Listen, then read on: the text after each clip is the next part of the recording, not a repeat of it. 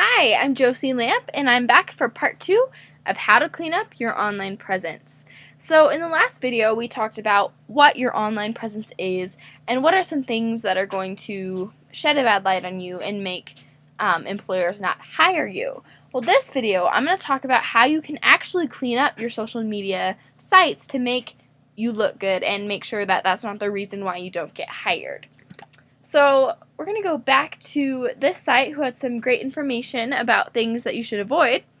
And we're going to talk about how you can get rid of these bad things. So start with photos. A picture is worth 1,000 words, so that's really important that you start there. Make sure that your profile picture is a good, classy, nice, respectable picture of yourself. If you're tagged in any photos, detag yourself from them and make sure you can't be connected to them in any way. If you have pictures on your own page that you have posted, delete those. If you want to save them, especially with Facebook, you can download copies of them so you'll still have those pictures. They're just not online and you can keep them on your own computer.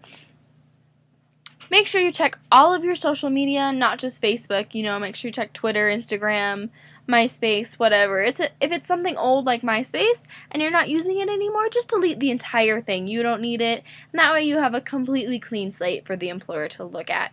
Next up, kind of like I mentioned last time, with those background check websites, make sure that they're not saying anything bad about you. This website is really nice because it lists all of these different background check websites that people might use. So just make sure, check through all of these, make sure that they don't have you listed, and if they do, they're not saying anything at all bad about you, because it's a pretty ridiculous reason not to get a job. Next up, just, make sure you go through all of your posts, all of your comments. Just make sure that you're putting your best foot forward. You're not having any of those major rants on there. You're not cussing. You're not talking about how emotionally unstable you are. You can just get rid of all that and no one has to know about it. Last up, this might seem kind of silly, but post good things about yourself. If you just won a great award, put that on there. If you and your girlfriends went out, had a nice restaurant dinner, and have some pictures of your cool shrimp souffle or whatever, put up that on there.